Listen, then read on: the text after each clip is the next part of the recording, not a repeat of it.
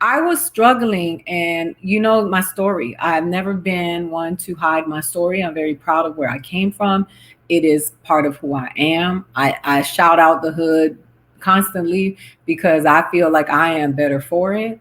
But I was very intimidated about money. I was very ill informed, and I had to sit down and talk to people to explain to me how it worked.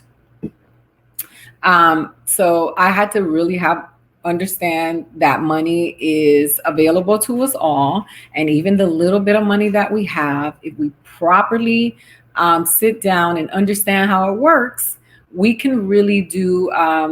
We can really improve the situations in our lives. One of the things that I do want to recommend is going to um, uh, one of the 12-step programs, and they have that for people who are in debt, Debtors Anonymous.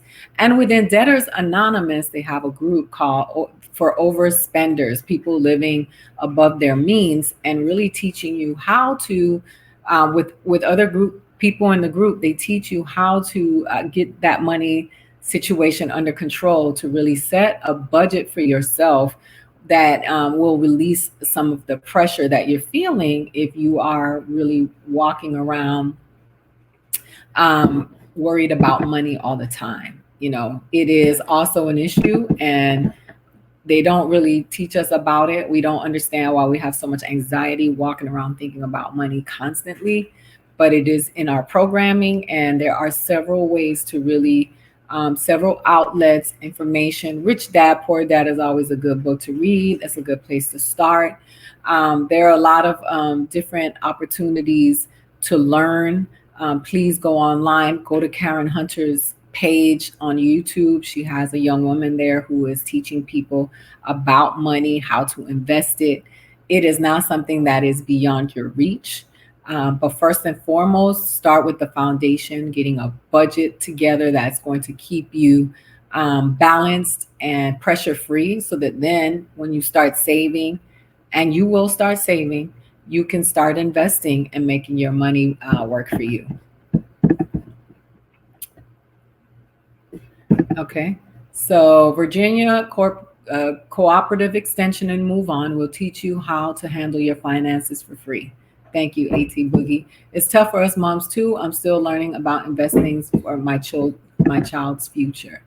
Yes, and that's why, you know, what's funny, there are a lot of banks that I've been looking into who are, you know, invest their money into climate change, but also have programs where you set where you can spend. When I'm done with that research, I will release a list that you can um, refer to if you need it.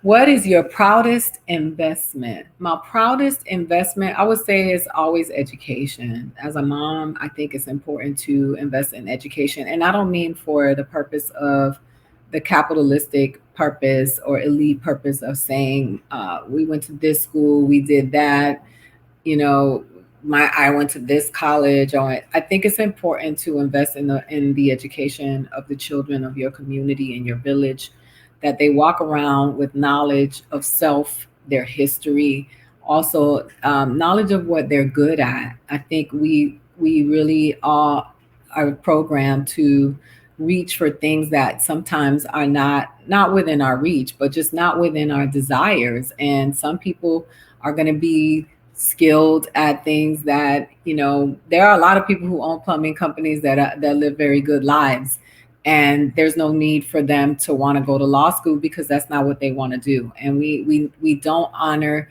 skills and trades in this country the way we should, because the capitalism is just gone out of control, and it makes people feel inadequate. It makes people feel not intelligent, and that's just simply not true. I have an uncle who's an electrician, who did not learn how to read, and is probably one of the smartest people I ever met in my life. And he can wire a home. He can do anything within the electric field. And I know people who have degrees, and I wouldn't go in a car with them down the street because they dumb as a doorknob. So what is that? See, here we go. AT Boogie coming through with the knowledge. Fractional shares by many brokerage firms will allow you to enter the stock market. Yes, a lot of people don't know that. That you can invest fractionally. It doesn't have to be, um, you know, those big amounts that are very intimidating.